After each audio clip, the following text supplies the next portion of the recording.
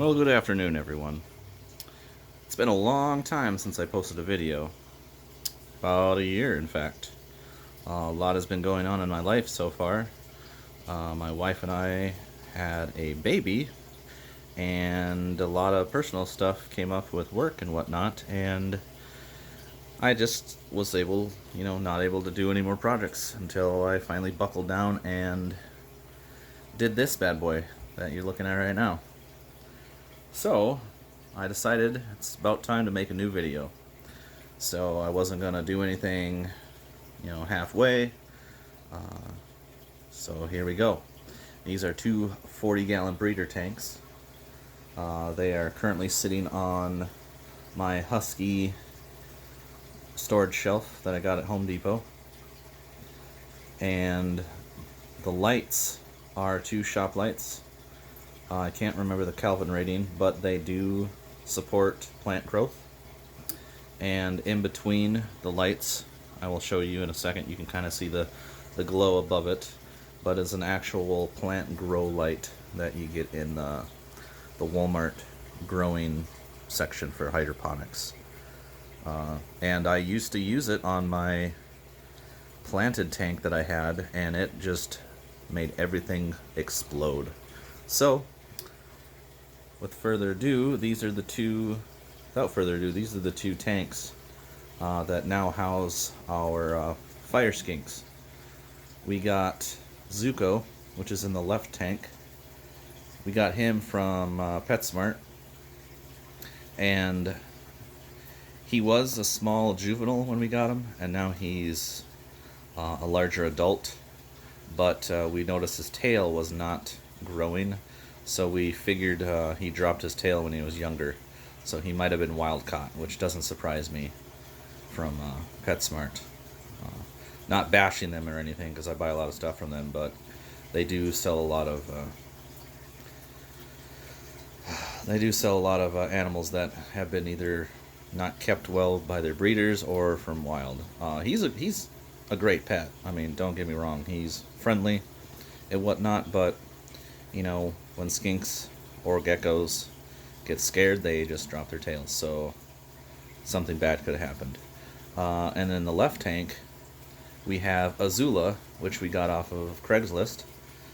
Basically, her owner could not keep her anymore, and we took her in, and she was in a 20-gallon long, cramped 20-gallon long with just a little bit of coconut fiber and a hide and a water bowl, and now she's upgraded to a fully bioactive planted vivarium, and she is loving it because you can see all the turned up soil where she's been digging around her cave, and back there around the fern she's been in there a couple times. I see a tunnel in the back, but yeah, these are the two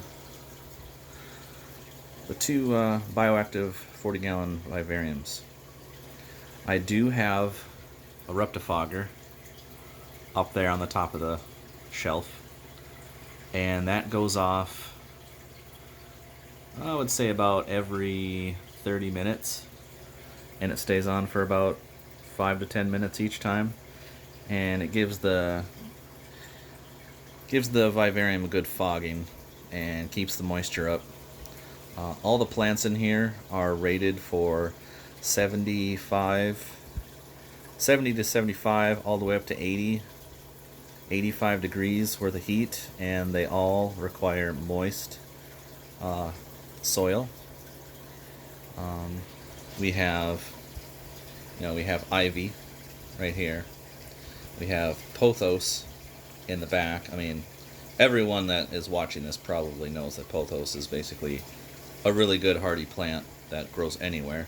Right now, since I just planted a couple days ago, the leaves haven't turned upwards yet towards the light, and we actually have one leaf that is, but all of those leaves that are basically drooping will all start to suspend up, go upwards. So we have a couple bromeliads in there.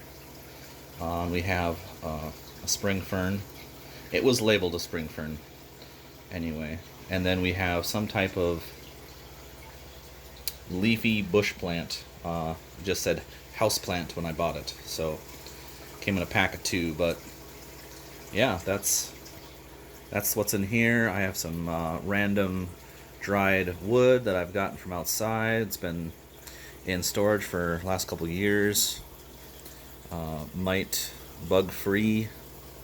The soil is made from coconut husk / sphagnum, sand, small bits of rocks.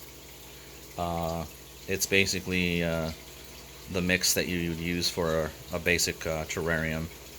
And then of course I have sphagnum moss kind of mixed in, and then on top to kind of add like a top layer so that they can kind of go in and out, holds the soil together. Of course I got like a big piece of quartz, which my friend decorated this tank. Eric Lindquist, he did this tank, and I did the other tank over there. So this whole showcase of this tank, he did. And he put the quartz up front because, oh, come on, it's quartz. It's beautiful. Got to be able to see it. But she's got her cave in the middle, which she's already found and loves. I've seen her poking her head out. She still is shy. She's not as friendly as Zuko. And then we have the temperature gauge, which is reading 74.8 right now. It's on the one side, but with the ambient temperature that is heating the room with our baseboard heat and their heaters, it keeps it well heated in there. I need to get a humidity gauge here soon. I just figured I'm not going to wait to get a humidity gauge to put them in there. I mean, I can see that it's nice and humid in there for them. So we get to this side, a much large water bowl. I mean, I'm using what I have. I'm going to get basically parallel this tank with this tank, so I will get a larger water bowl on this side to mirror it. But we have a fern over here. I'm not sure what it was called, but I'll zoom in on it. It's really nice. I like the look of it. And then there's, this fern growing as well. So we mirrored the 2 ferns side to side. And then there's that bushy plant again. I don't know the name of it. Then we got 2 bromeliads in there. The pothos and the ivy in the corner. And I have this cool tree stump that I found years ago that I wanted to incorporate into a design. And you can almost barely even see it. It just adds a little bit of texture. Sticking up out of the soil there. And it already has living moss growing on it. And then of course I have my skull decoration in there that I put down into the soil and has ivy growing out of its eye holes, because gotta have that cool factor in there. And I do have water in their food dishes. I know that sounds stupid and weird, but I just wanted them to have any little source of water they can find, because honestly I feed them by hand anyway with tongs. So when I come in the morning, they're just sitting out waiting to be fed, and I just reach down there with tongs and I feed them by tongs. So it's only when I just want to like overfeed them and put some extra food in there, if I'm not going to be there all day, they can go out and munch on worms. But yeah, this is the 40 gallon on this side, and that's the 40 gallon on this side. The Reptifogger, like I said, we have on a timer, and it doesn't fog as much during the night. But instead of buying 2 Reptifoggers, I said why not? Just grab some PVC, split it off, and get both sides fogged up. So I'm going to turn off the lights, let you see the nighttime lights, and then get the fogger going at the same time, and you'll see the full effect. Just give me one moment. Alright, the daytime light's off, the fogger's on, the nighttime grow light, I use it as a nighttime light because it's still kind of a dimmer. It looks really bright in video, but it's right there. That is basically a grow light, but it adds a nice soft purple night light. So yeah, and the fogger, there we go. Sometimes it gets blocked up with water. But yeah, see how it comes out? There we go.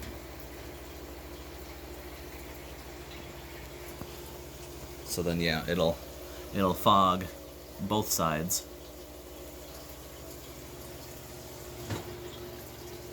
Keeping everything nice and moist.